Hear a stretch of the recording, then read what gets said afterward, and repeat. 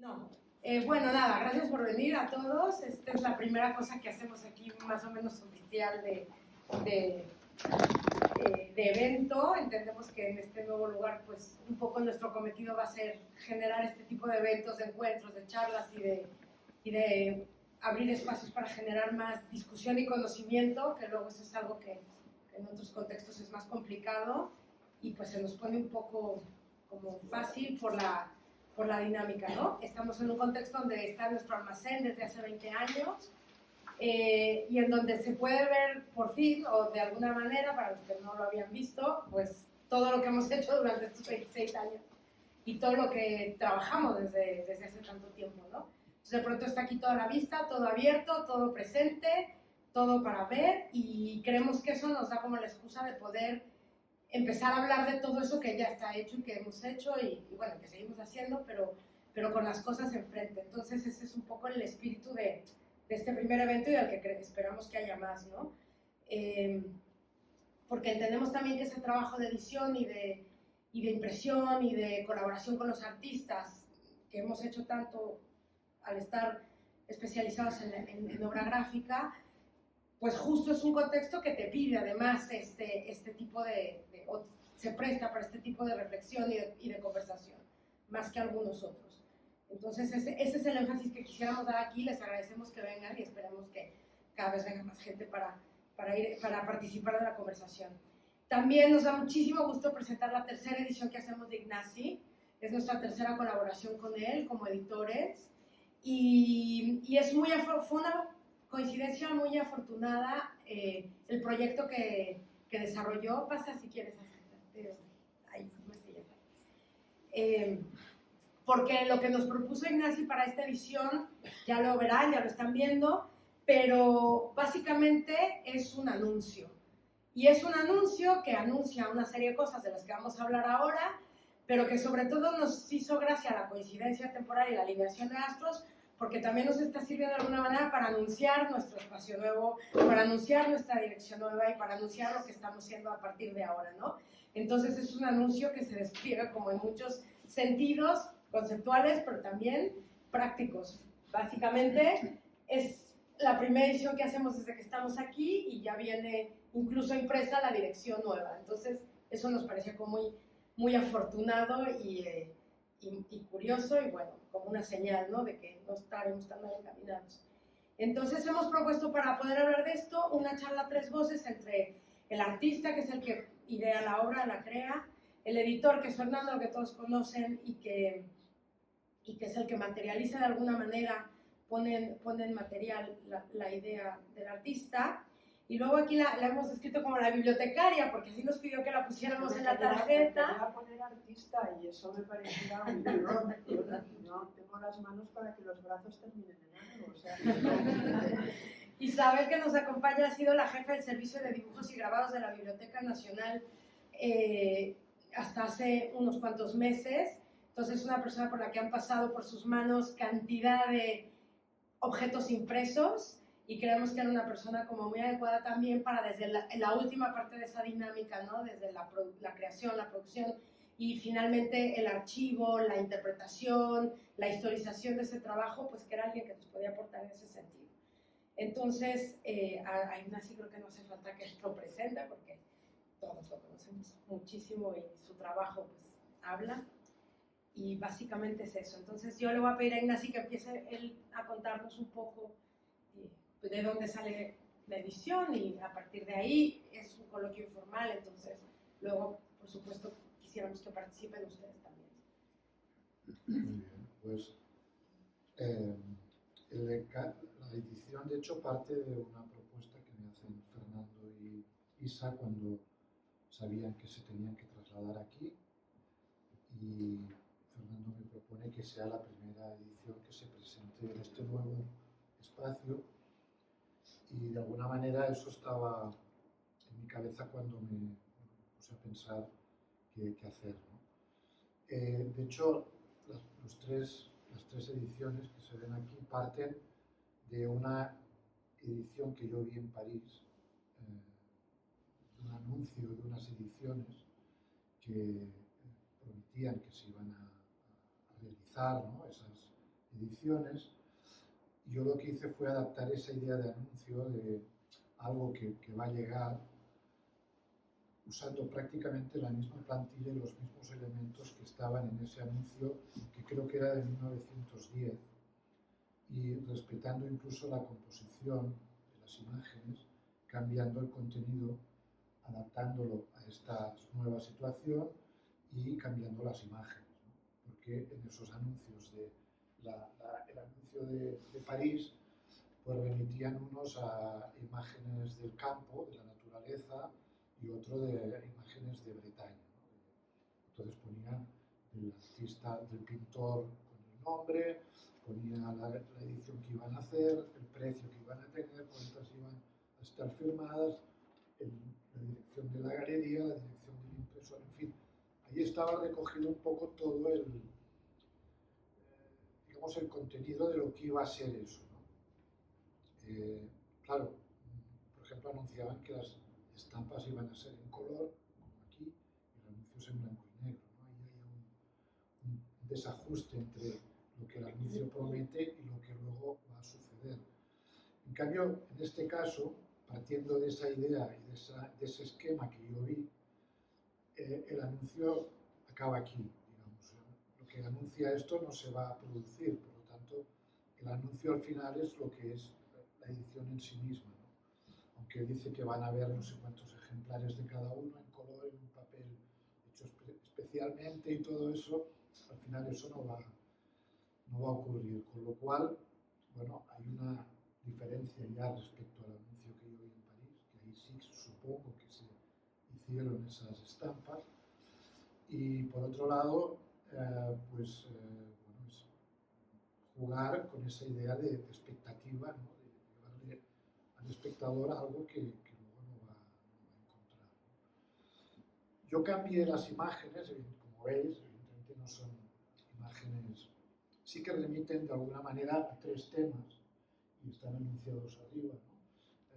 Se promete que va a haber un libro o una publicación sobre las nubes del mundo, sobre los monocromos, sobre los mares, etc. Y ahí hay como una primera presentación, ¿no? Todas las imágenes que contienen las ediciones son fragmentos de fotos del periódico, reales, o sea, recortadas y aumentadas, o sea, escaneadas y aumentadas. Y luego el pie de foto pues sitúa de alguna manera qué es ese fragmento de imagen.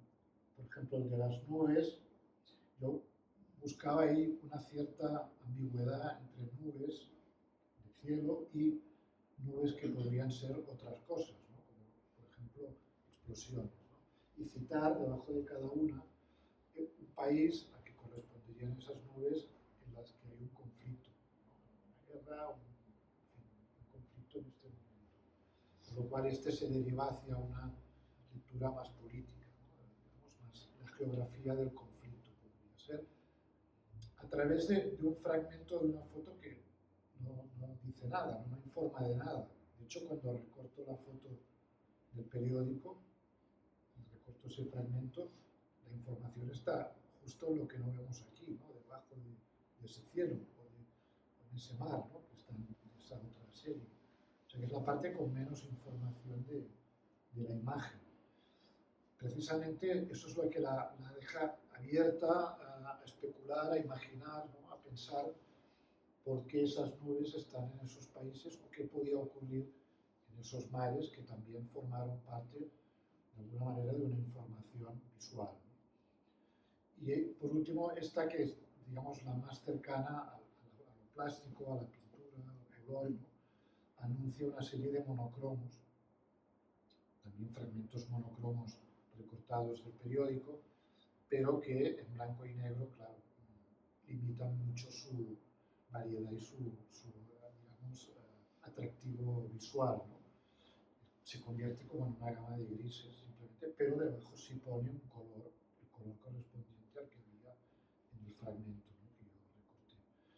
En fin, hay toda una serie de, digamos, de traslaciones de la imagen impresa del periódico a la imagen impresa en grabado, del fragmento de la imagen como noticia al fragmento de la imagen como espacio especulativo. En fin, hay toda una serie de cruces que también he trabajado en otras obras, incluso en otras ediciones que hemos hecho con vosotros, ¿no? Y forma parte un poco de esa manera de trabajar mía, de hablar de eso, por un lado, de simular un tipo de trabajo que no es exactamente actual, pero que yo adapto a otro tipo de imagen, o bien pues llevar al contemporáneo imágenes que estaban también hablando de la situación del mundo en la actualidad. Un poco por ahí. ¿Quieres que, bueno, Sí, un poco. bueno, la parte nuestra como editores, el trabajo de editor tiene una característica que es una implicación grande en la obra. No es una implicación grande porque eres productor de la obra también, pero hay una implicación a la hora de decisiones de tipo técnico, material, soporte, etc., ¿no? Entonces, en este caso, lo primero que me sorprendió fue el tamaño de la obra. Es un tamaño muy grande para las obras que hemos trabajado normalmente en edición con Ignacio. Pero por otra parte correspondía muy bien a esa idea de anuncio, La idea de anuncio es muy interesante en el mundo de la gráfica, luego me gustaría comentar un poquito, ¿no? Pero bueno, técnicamente lo que hicimos fue implementar unas técnicas de fotograbado, en este caso sobre polímero, porque no se podía utilizar placa de cobre porque el tamaño no permite la realización, pero sí es un trabajo muy cuidado técnicamente. De hecho, se pueden apreciar muy bien los detalles de la parte trasera de los recortes de periódico, donde está toda la información de la prensa, del periódico, de las letras, etc., ¿no? Se ve muy bien la huella de la plancha. Entonces, bueno, esa es un poco la parte nuestra de presentación. Aquí hay una cosa un poco diabólica, y es el contexto en el que se producen y se editan los grabados. Es decir, hay una cosa que está en el texto, que es la promesa de una edición de lujo que está dirigida, yo creo que a un público culto, de buen gusto, de un cierto lujo, etc. Pero claro, en realidad, eso es lo que dice el texto, pero la implicación del texto con la imagen, en realidad está dirigido a un público cómplice con un aparato conceptual del arte. O sea, es una obra que te hace pensar, derivar. Entonces, es un juego porque la obra no va a existir, pero sí existe la obra, es esta, ¿no? Entonces, ahí hay un juego de implicación interesante, ¿no? La otra implicación es eso. Cuando se edita, ¿a quién se dirigen los grabados? ¿Qué expectativa hay? El mundo de la gráfica tiene esta característica que siempre oscila entre el coleccionismo alto y el coleccionismo bajo, entre el uso social, entre una función social y el coleccionismo. Ahora estamos en una época buena, digamos, porque las colecciones y los museos han incorporado muy bien el material gráfico a sus colecciones, cuando en otras épocas a lo mejor se ha despreciado más. Lo han incorporado porque aporta una serie de informaciones y de conocimientos que no están en un soporte pictórico, que no están en otros soportes. O sea, hoy en día no se puede entender a Goya si no es con los grabados de Goya, ¿no? De alguna manera. Entonces, sin embargo, ha habido otras épocas donde la función social de la gráfica ha sido mayor, donde ha habido mayor venta, mayor distribución. Yo estaba revisando algunas ediciones, por ejemplo, la colección Vogue, que editaba Dimitri Papageorgiou en el año 60 en Madrid, el número de ejemplares era 170. Claro, eso quiere decir que las expectativas de venta y de distribución eran mucho mayores que nosotros que editamos 20. Es decir, ha habido un cambio social. ¿Por qué? Porque eso tiene que ver con las redes de producción y de distribución de los grabados. Es decir, hoy en día la red de distribución de la obra de arte en general está muy reducida a un número de personas muy iniciadas en el mundo del arte. Se ha perdido quizás esa función social de la estampa, donde muchos públicos distintos accedían. Yo empecé en el año 81 a trabajar. Vendíamos a gente de de perfiles muy distintos que no eran estrictamente coleccionistas, ¿no? Entonces, bueno, ese es un tema interesante. ¿En qué sentido se organizan las redes y las complicidades de productores, editores y, digamos, los consumidores o los lectores de la obra, ¿no? Ese es un aspecto que en la gráfica sí que no se ha preocupado mucho, porque tú tienes que hacer una edición, saber más o menos cómo te puede funcionar. Dentro de eso, la estampa tradicionalmente reúne muchos conocimientos por una cuestión. Primero, porque intervienen muchos actores. Interviene el artista, pero interviene un taller, pero interviene un editor. Entonces, eso es como en un libro, que se van sumando ese tipo de informaciones y producen, digamos, la riqueza de pensamiento que puede tener la estampa. En este caso, mayor todavía, porque hay un juego, insisto, el juego de texto e imagen. Aquí hay un texto que describe la imagen, pero hay una imagen que desdice al texto y que le vuelve a dar la vuelta, hasta pone un precio, que eso, claro, pone un precio que no es el precio, que eso me va a causar a mí, además una vale 400, otra 500, otra 600, no es el precio. Claro, cuando yo llego al taller de estampación, Eso es el precio de esto, ¿no? Sí, claro, yo llego al taller de impresión y estoy hablando para hacerlo, me miraron así y me dijeron, pero tú, ¿sabéis bien lo que vais a hacer? Bueno, digo, es una anécdota. Entonces, claro, las imágenes aquí no son ilustrativas. En el grabador normalmente las imágenes no son ilustrativas. Las imágenes funcionan por su cuenta, el texto funciona por su cuenta, como suele pasar en los libros. Entonces, se establece esta dialéctica interesante, ¿no?, de contenidos. Ahí las nubes son explosiones, aquí los monocromos se ven que son restos de periódico, o sea, fragmentos de periódico. Allí los mares, pues uno pone mar de la China, pero podría ser el mar del Japón. Entonces hay todo este juego de texto e imagen que es, bueno, muy interesante y muy rico, ¿no? ¿Qué nos proporciona? Lo que nos proporciona un poco el arte contemporáneo, la creación de imágenes imágenes mentales y pensamientos. O sea, un poco nos lleva a imaginar, y esa es la manera que yo creo que el espectador contemporáneo tiene de participar en la obra. No es un mero espectador, y eso Ignasi lo hace perfectamente, porque a nosotros nos han pasado, claro, anécdotas un poco comerciales. Hay otra serie que está expuesta en la salita esa, que son esos mapas, esa especie de mapas, que son mapas de cosas que no se pueden ver, y nos ha sucedido verdaderamente cosas muy interesantes, pero con filósofos, pero también con madres con el niño, que realmente ves que están hablando, que están contemplando la obra un buen rato y que están discutiendo porque el niño lo invisible que ve es tal cosa.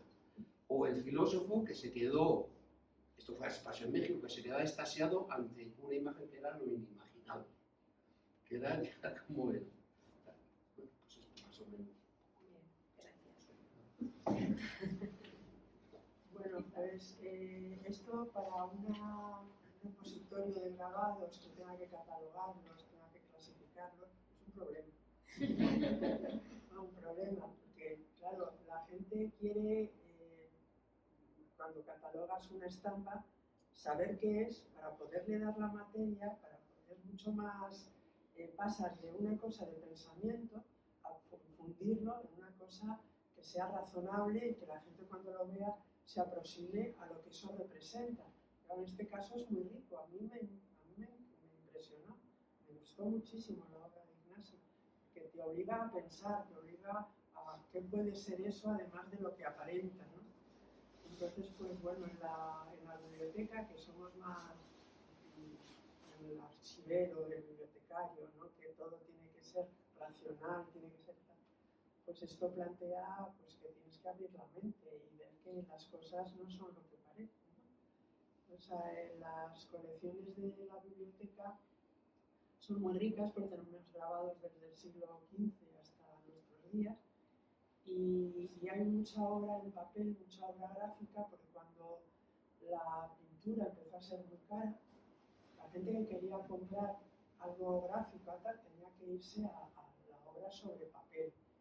Y ahora ya la obra sobre papel ha sustituido, no es que la haya sustituido, unas obras que son completamente pictóricas, aunque sean sobre papel, aunque sea obra gráfica, ¿no? Entonces están representados allí la mayoría de los artistas que han trabajado sobre papel y es una colección pues muy rica, ¿no? El problema es clasificarlo, archivarlo y darlo a conocer, porque nuestro principal objetivo es dar a conocer estas obras al público general, al público especialista y a todo el mundo, ¿no? Entonces se prestan obras para exposiciones, se ponen obras en nosotros. Las bibliotecas, la cosa que tienen es que para la conservación es un follón, porque nosotros tenemos que dar a conocer la obra. Entonces, si un señor aparece por la sala y te dice que quiere ver esta obra, que es enorme, o un Chillida o un Picasso, tú se lo sacas. Entonces, claro, nos dicen que es una burrada. Hombre, es una burrada si no se sabe coger, si no se sabe tocar, si no se sabe... Yo creo que las cosas hay que tocarlas, pero depende, claro, no con todos los dedazos. Entonces hay que tener muchísima cuidado porque tienes que ir al señor diciéndole, mire, no le voy a dar guantes, a la señora, no le voy a dar guantes, pero tiene que tener usted las manos muy limpias porque esto es una obra de artista, que no hay muchos ejemplares, entonces, bueno, pues la gente se va mentalizando y ya va viendo lo que hay. Allí hay mucha obra de gente desconocida porque cuando empezamos a coger obra gráfica contemporánea, que no fui yo, anteriormente, mi jefa Elena Santiago y su madre ya había comprado algo, porque también las bibliotecas hay mucha generación allí, toda junta, la madre, la hija, así la abuela, todos han trabajado allí, han sacado su oposición, pero están allí. Entonces empezó a comprar y compraba de artistas españoles lo que podía, ¿no? En las obras de Goya, las obras de Durero, todo esto había entrado hacía muchos años y no tenía nada que ver, porque hay muchas cosas que entraron porque se compraron bibliotecas, se hicieron grandes donaciones y, por ejemplo, se compró la colección de grabado y dibujo de Valentín Carderera en el siglo XIX, que era un señor muy ecléctico, pero compraba todo, porque quería tener de todo. Entonces te llevas grandes sorpresas para bien y para mal, pero para bien muchísimas, porque casi todos los grabados, las ediciones de Goya que tiene la biblioteca proceden de Carderera, porque también hay de la Junta de Desamortización y de la Junta de Protección de la Guerra. Gente que llevaba las obras a la Biblioteca Nacional, que es donde se hizo como el centro que iba a conservar toda la obra sobre papel, ¿eh? Entonces se llevaron muchos. Muchos lo recobraron, porque lo reclamaron al terminar la guerra, pero hubo mucha gente que no lo reclamó. Bien porque no supiera que estaba en la biblioteca, o bien porque el que tenía que reclamar pues ya no estaba, ¿no? Entonces, pues tenemos, iba a decir muchas, tampoco voy a exagerar, hay bastantes ediciones de las distintas series de Goya, tanto de los caprichos como de los disparates, como de la tauromaquia, como de los proverbios, o sea, todas estas están allí y algunas pues son muy diferentes a otras y hay muchos estudiosos de Goya pues, que van a la biblioteca. Probablemente la biblioteca tiene la mejor colección de grabados de Goya, igual que el Prado tiene la mejor colección de dibujos. Los dibujos de Goya procedentes de Carderera se depositaron en el Museo del Prado, pues siempre se ha pensado que el Prado era más, pero en la biblioteca tenemos una gran colección de dibujos también. Muy difícil de catalogar, muy difícil de adscribir a su autor, porque... Mira, hablando de eso, yo iba a hacer una pregunta. Imagínate que, digo, Sí. hipotético escenario, a ti alguien que esté en la biblioteca dentro de 30 años le aparece uno de estos allí. ¿Cómo lo va a clasificar? Bueno, Va a empezar a buscar la edición real de... pues eso, No, creo que eso es divertido, por eso, es parte... Por eso te decía que esto es un problema para un archivero o un bibliotecario, porque no es un problema. Poniéndole trampas a los pones historiadores. mares, pues igual que si fuera un subremoto, o sea, pones mar de la China.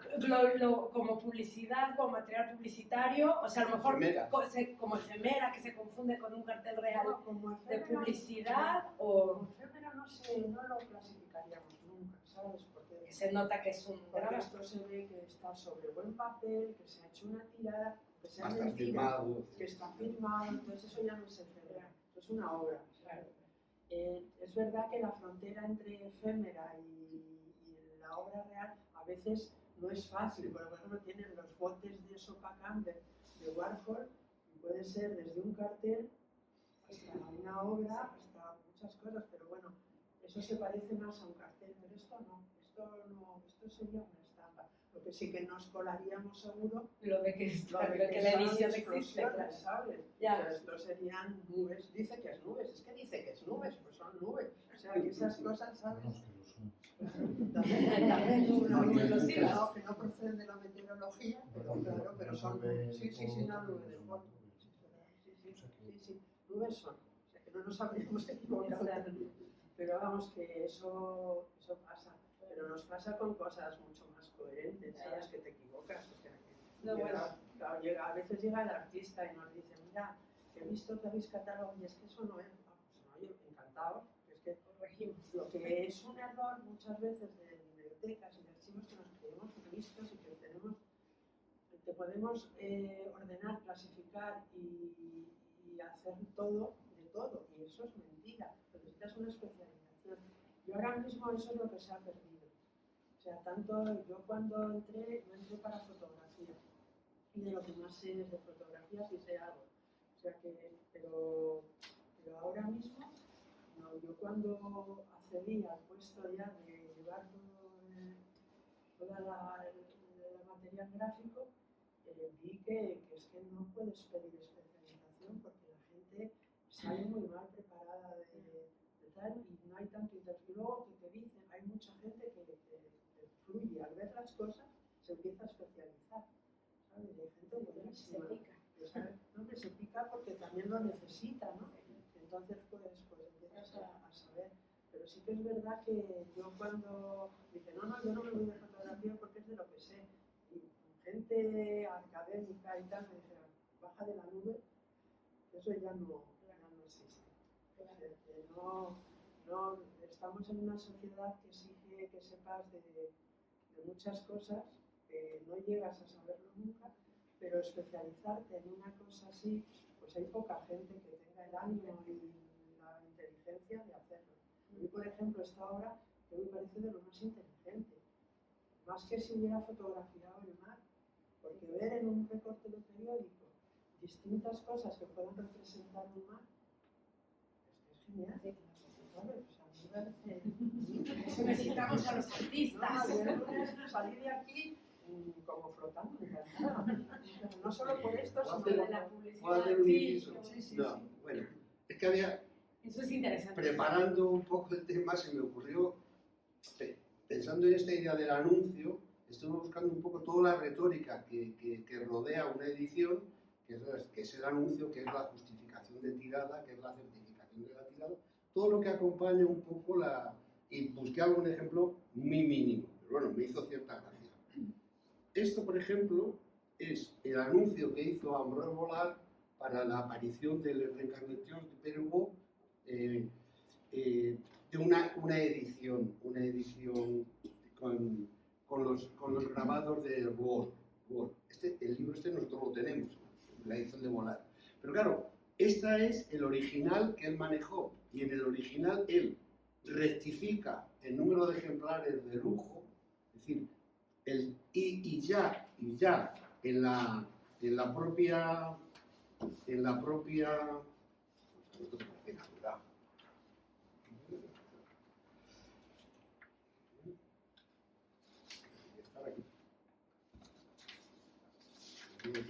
bueno, quiero decir, rectifica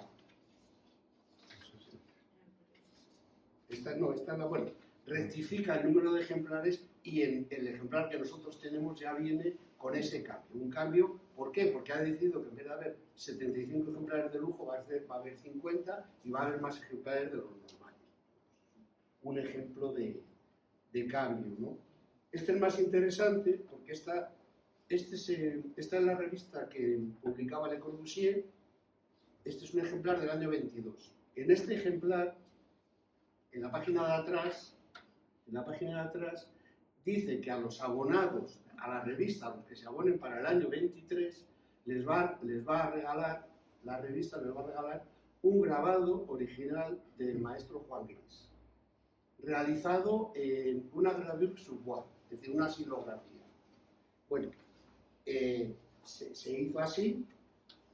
Lo único que en vez de ser un grabado sobre madera fue un pochoir, un stencil, un pochoir. Pero bueno, también es un ejemplo de que anuncian para una pieza que ahora mismo pues, es una pieza valiosa, etcétera, era un regalo de tal.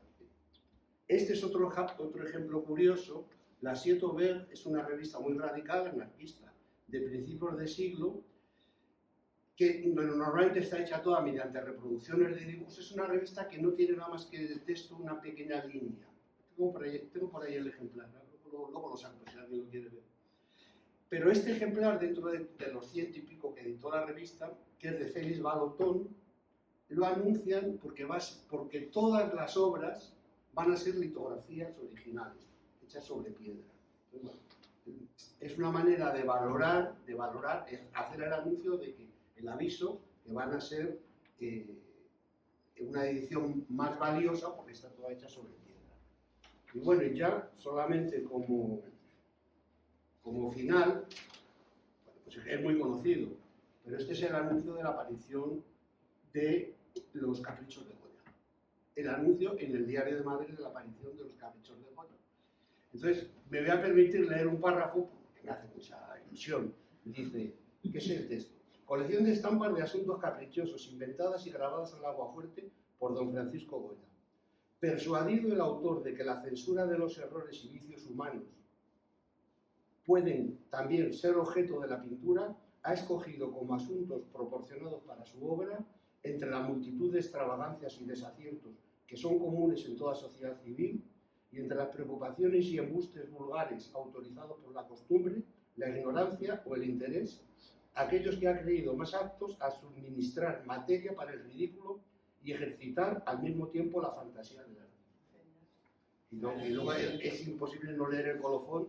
Se vende en la calle del Desengaño número 1, tienda de perfumes y licores, pagando por cada colección de 80 estampas 20 reales de venta.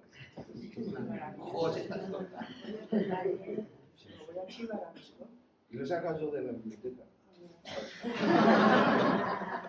Digo, de una página. Pero ese es el diario, es el original que apareció. Para que ellas sepan. Sí, sí. Creo que es buenísimo ese... Bueno, la idea de la publicidad, ¿no? Que yo creo La que idea de esta- la publicidad. la idea de la publicidad es lo que implica la idea de la promesa y la idea de la expectativa y la idea de generar cierta expectativa en un mundo del arte en que realmente tú ahora es novedad lo que va a ser el artista, casi siempre es súper secreto, nadie saca una foto hasta que no está la exposición puesta, los precios nunca vas a saber, o sea, todo un mundo del arte contemporáneo en el que todo se maneja de alguna manera en esta especie de secrecía, exclusividad y tal, y de pronto contraponer, bueno, claro, esta idea de que en el siglo XIX pues se hacía un anuncio y se presentaba y se avisaba y se advertía y se prometía y se esperaba, me imagino, vender algo por adelantado para poder generar... Hay muchas revistas ilustradas que a veces incluían una litografía. Claro. Y luego te daban las indicaciones de dónde tenías que colocar la litografía, en qué página, tal y cual. Y te vuelves loco. Porque coges un ejemplo y dices, si no está, y otro y no está. Dices, oye, es que igual no sé, si lo pones lo tienen que haber hecho, que no, hombre, que a veces no se hace. Y es verdad que muchas veces no se hace. O cada vez metían una litografía. En este libro te venían todos los grabados sobre madera en un lado y indicaciones, pero es que a lo mejor son Pero con 80 un álbum grabados, de cromos. indicaciones de dónde tenías que colocar cada grabado. Como las estampas. En plan álbum de cromos un día también. hacemos la de Ignasi. La de la los colores. monocromos. Ya que estamos- Prometemos edición de colorines para pegarlos.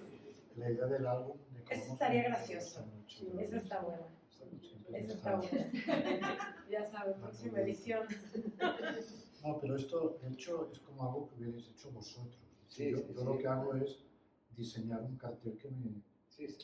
pedís, que haga de una edición que vamos a hacer, ¿no? A mí, por ejemplo, me costó mucho poner mi nombre ahí así. Por ejemplo, ¿no? Sí, El porque artista es- Ignacio Valle. Claro, todo Pero depende. bueno, teniendo en cuenta que era un encargo de Fernando y de Isa, dije, bueno, ¿sabes? Es todo verdad y mentira. Es todo verdad y Es todo mentira. verdad O y sea, todo lo que se pone es verdad, pero... Malo es que se crea que el nombre del artista es el que es mentira. Claro, puede ser. De hecho, es como un site específico, de hecho, porque sale el nombre de la galería, o sea, Sale la dirección de la... sale la dirección. Claro, para nosotros ha sido bonito porque realmente es como lo primero, es como presentar aquí. O sea, es una, digo, a lo mejor no sé si para todo el mundo le llega, pero para nosotros tiene una especial significación porque viene la dirección, viene todo. De hecho, tiene la función, por ejemplo, del cartel en el cine, ¿no? El cartel de la película, que ya de entrada tiene algunos elementos para que el público empiece a imaginar de qué puede ir la película, ¿no? El título, la tipografía, la imagen, pero el cartel, si no es la película. Se parece más a lo que en mi época se llamaban las carteleras, que eran las cartelera. pequeñas, que normalmente Sí. había una pared o una vitrina Con los donde se fotogramas. ponían los La foto fotogramas, fija. 8 o 10 fotogramas, que era más parecido a esta distribución porque te podías hacer una idea genérica a través de las 10 o 12 carteleras. Yo, de hecho, en mi pequeña colección de objetos mexicanos, tengo como 100 carteleras de cine mexicano que algunas incluso ya han pegado una fotografía original. Sí, porque antes de que la fotomecánica avanzara, le resultaba más fácil pegar una fotografía original a... Y eso sí que son materiales efímeros, pero Supervaliosos, ¿no? súper valiosos a la hora de la información que recogen. Cualquier cartel de cine. ¿Tú hiciste algo de carteles? Sí, también hice una serie sobre la relación de Pérez con el cine, que fue muy intensa, digamos, colaboró en 24 películas, pero la mayoría no se hicieron. Llegaron a realizarse, creo que solo hizo de esas 24, o se hicieron, porque a veces era guionista, a veces, o sea, su papel era como así de literato, ¿no? Unas 7 o 8. Con lo cual, el cartel que yo me inventé, de hecho, era la película, ¿no? Porque yo no sabía cómo era esa película, ni nadie lo sabía, ¿no? O sea, empezaba y acababa en esa imagen que yo, bueno, aproveché para fundir, digamos, o reunir el trabajo de Pérez como escritor y el mío como artista en un ámbito que era el del diseño y el cine, que no era ni el suyo ni el mío, ¿no? Específicamente, nos encontramos ahí de una manera un tanto fantasiosa, ¿no? No sé si alguien quiere preguntar algo, comentar algo. Pues, dudas. ¿Cuánto cuestan de verdad? Bueno, en todas, tanto en esta como en la otra que habías comentado, la relación imagen-texto es muy Sí. importante, ¿no? Esto es muy importante. En este caso, porque lo que nombra el texto es, bueno, esto que hemos comentado, tanto la estructura, ¿no? del mundo del arte un poco y de la edición, más la verdad o no de lo que anuncian esas imágenes. Podemos creer que eso es verdad o no, o que los mares realmente corresponden a esos mares o no. O sea, deja muy en suspenso la relación correcta imagen-texto. Y en el caso de los otros grabados, porque la selección de palabras, siguiendo un esquema también como de grabado antiguo, ¿no? De ciencias naturales, en el que se ponían pues, plantas, animales o anatomía, lo que fuera, y debajo la leyenda de qué había ahí. Si la leyenda no tiene una imagen que corresponda, pues es un espacio vacío, ¿no? Entonces, en ese caso, esa relación digamos, conflictiva entre el texto y la imagen, porque son palabras que no llevan asociadas una imagen, pues es otra vez otra manera de explorar esa De hecho, el relación. título son los espacios en blanco. Sí. Una será una y la otra también todo el trabajo de material de prensa, que también ahora que estabas diciendo técnicamente y tal. O sea, es verdad que están llenas de información las piezas, porque cada imagen a la vez transparenta lo que ve en el periódico por detrás, todo esto te sitúa cronológicamente, históricamente, te habla de un medio que es el periódico, que esto a lo mejor sí me gustaría que hablaras un poco de eso, porque, y lo hemos discutido varias veces, ¿no? Una cosa que tú llevas trabajando 30 años, que era un soporte cotidiano que existía en el mundo y que es la base de gran parte de tu obra, sea por referencia o sea por una utilización directa, de pronto resulta que ahora está en extinción.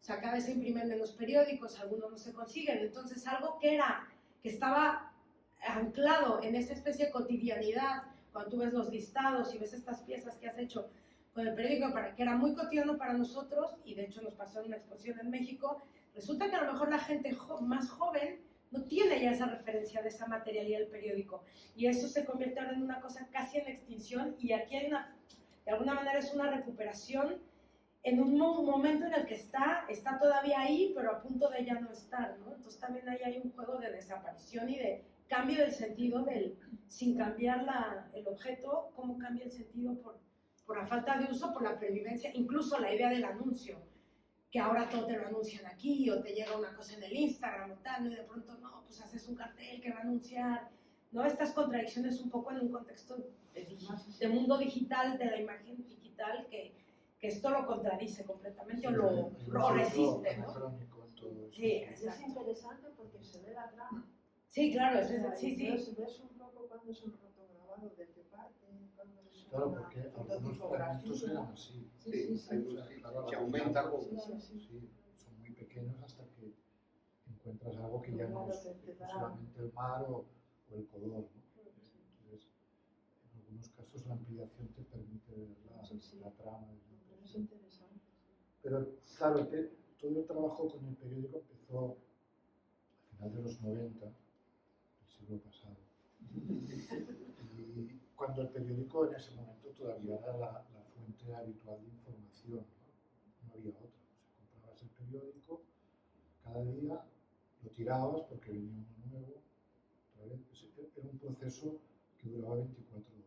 ¿No? Cada 24 horas yo hacía ese proceso, se compraba el periódico para informarme, pero siempre me quedaba la reticencia de decir qué pena tirar este objeto bueno, que reúne lo más importante que ha ocurrido en un día, ¿no? Y lo vemos como algo y habla de política, de economía, de cultura, de deportes, de ecológica, o sea, reúne un poco todo lo que ha pasado ese día. Y pensé, bueno, ¿cómo podría quitarle esa temporalidad tan corta de 24 horas? ¿No? Claro, quitando pues, cifras de cosas de la noticia, esa cifra se convertía en un dato anónimo, neutro, intemporal, ¿no? Y al final era una manera distinta de presentar la realidad, porque en el periódico era todo mezclado, caótico, y yo iba clasificando por temas. Iba a decir, ¿qué hacías? Recortabas y clasificabas. Claro. Se puede volver a Clasificaba pues, rápidamente pues, muertos fue un grupo, ¿no? Personas fue otro. Y así. Palabras. Sí, palabras sueltas también. Pero al principio siempre había una cifra porque me interesaba esa idea de medida, ¿no? de la realidad. Que ya no sabías por qué esas personas estaban juntas o por qué habían muerto, pero. Y me interesaba mucho la conexión con lo real, o sea, que no era inventado por mí, como aquí. O sea, yo no he hecho esas fotos de mares, ¿para qué? Si ya están hechas, ¿no? Fotografía del mar hoy en día es absurdo. O las nubes, ¿no? Hay miles de fotos, internet. Un poco la idea también de no producir más, sino usar cosas que ya están para reordenarlas, recontextualizarlas y darles otra lectura. La idea. Pero claro, ahora el periódico, pues sí, realmente cuando lo compro y lo leo ya sé qué pone, porque lo he visto de memoria. Porque es lo mismo que ayer, casi siempre. Claro, pues ahora las noticias se actualizan, ya no hay esa temporalidad. No, y el otro día hablando con alguien me comentaba, alguien que también utiliza mucho el periódico, que ha bajado mucho la calidad de la fotografía en el periódico, porque ya no hay presupuesto para corresponsal y tal, entonces la calidad de la fotografía de prensa... Jonathan me dijo, sí. Otro artista que trabaja Que mucho con la me prensa. decía, es que las fotos ahora son peores. Porque claro, ya los periódicos no tienen los medios, no mandan O se cosas, repiten mucho. o se repiten mucho, o El papel es peor. el papel es peor, se ha perdido cierta cosa gráfica. Entonces yo estoy esperando, ansioso, que dejen de publicarlo ya y acabar con esto. Te puedes jubilar por fin. Casi 25 años de tijera. Yo Y lo he intentado dejar varias veces.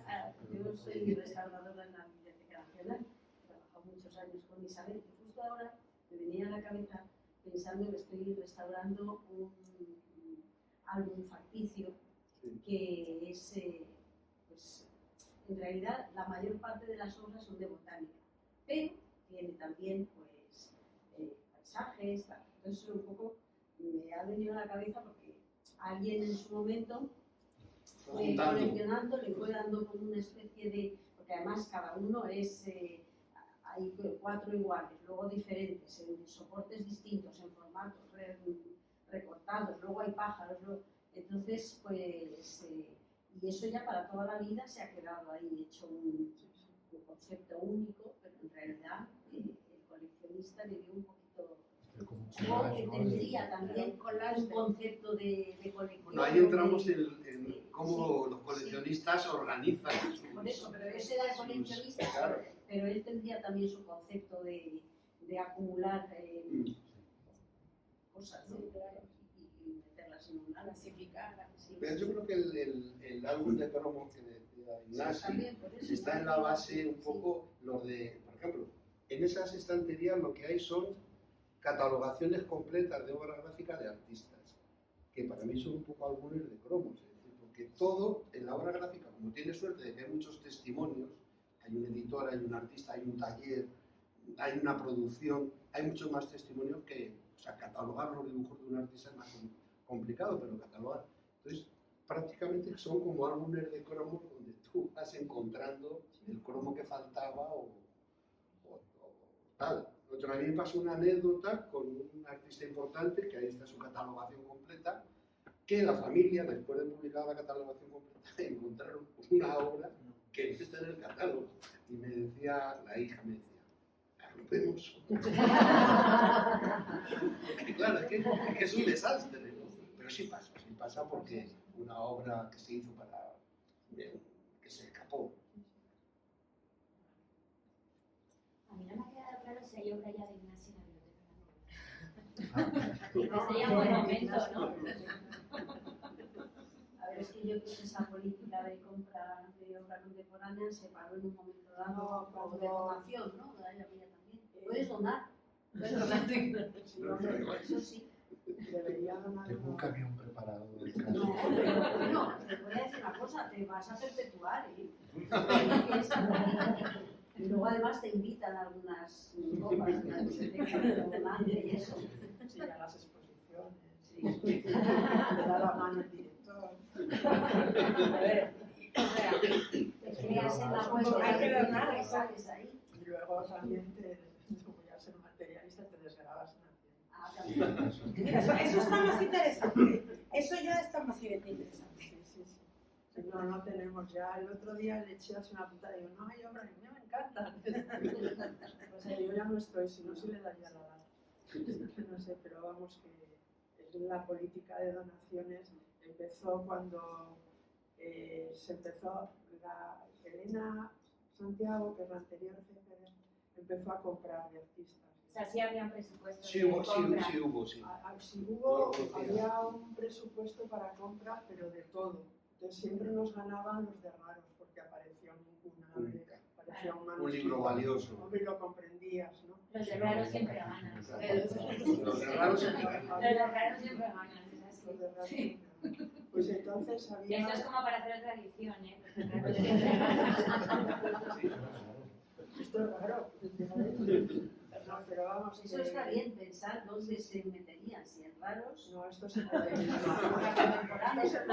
otra cosa. Vas a generar un problema de clasificación en la Biblioteca No, vamos a Nacional. ver, evidentemente con el paso del tiempo, claro, cuando se hizo una exposición de la colección de grabados de Diego Colón, un hijo de Colón, que se pudo rehacer su colección porque él hacía una descripción, dejó escrita, porque metió su colección de grabados en su biblioteca.